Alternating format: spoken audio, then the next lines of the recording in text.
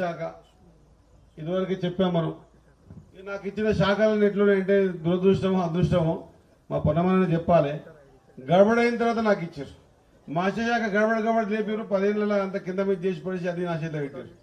ఇదొక్కటే కాకుండా animal husbandry ఇచ్చారు, పశుసంవర్ధక శాఖ.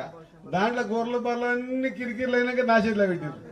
ఇప్పుడు నేను ఆ కిరికిరి కడుక్కున్నా లేకుంటే మళ్ళీ కొత్తగా పని చేయాలన్నా అర్థం కాని పరిస్థితి. కాబట్టి ఎంత క్లిష్టమైన పరిస్థితిలో నాకు ఇచ్చారో అంతే అద్భుతంగా.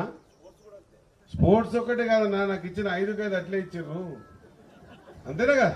తెలంగాణ వచ్చిందే నీళ్లు నిధులు నియామకాల మీద. దాంట్లో నిధులు నియామకాలు ఎవరికి ఇవ్వలే. కానీ ఇప్పుడు యూత్ సర్వీసెస్ పెట్టి నేను ఎట్లా ఎంప్లాయ్మెంట్ జనరేట్ చేయాలని అదొక శాఖ ఇచ్చారు.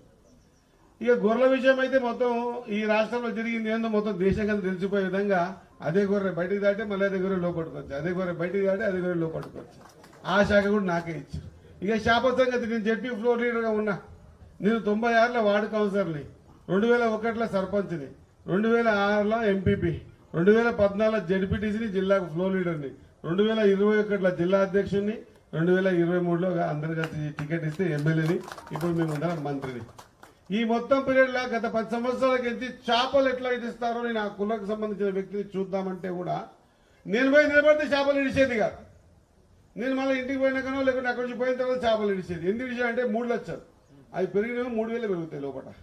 ఈ 3 లక్షలకు 3000కు తేడా ఎక్కడ పోయిందని ఆలోచన చేస్తే చాలా మోసం జరిగింది. ఆ మోసం